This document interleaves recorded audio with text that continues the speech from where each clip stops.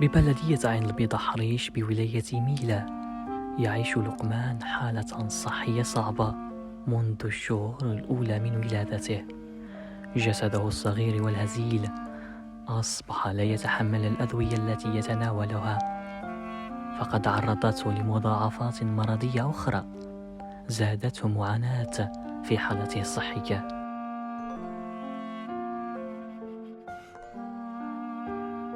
السلام عليكم. أنا أم زماز لقمان من بلدية عين بيضة حريش ولاية ميلا. لقمان يعاني منذ صغره بفقر الدم الحاد وهو طلاسيميا الكبرى.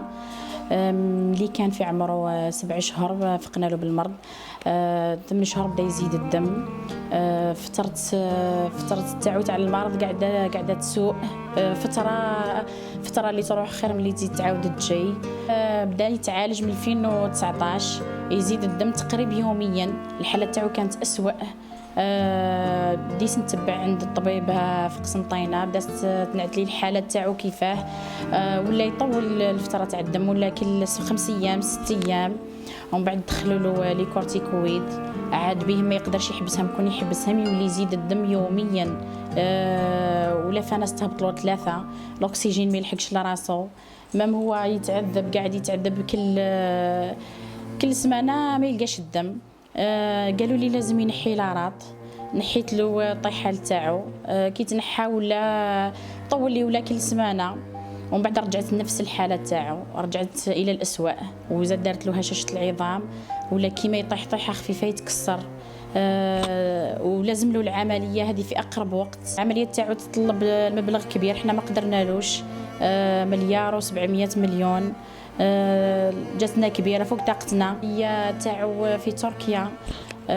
جاو بعد تشخيص حالته عند الاتراك، جاو القسنطينه عيطوا لي قالوا لي الحاله تاع بنك الا كانت تعود تحبي تفوتيها عند الاتراك. ديتو فوتو، عقبوا الطبيب شافوا.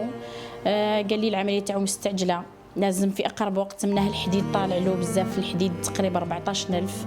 الكبده ثاني منفوخه، حاشاكم ولا يطيش في البول، يزيد الدم ويعاود يطيش. لقمان يحتاج لعملية جراحية بتركيا بمبلغ كبير يفوق 1,500,000,000، وهو يطلب المساعدة من أهل البر والإحسان.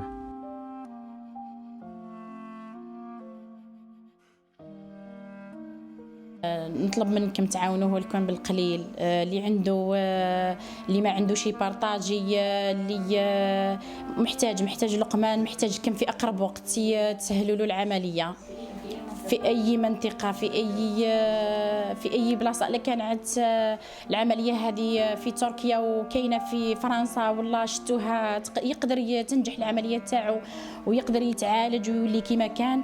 نطلب منهم يتصلوا بينا يعاونونا بالشي اللي يقدروا عليه. وبارك الله فيكم. على وجه لقمان راهو يعاني في صمت. راهو الموت البطيء تاعو، هذا الموت البطيء.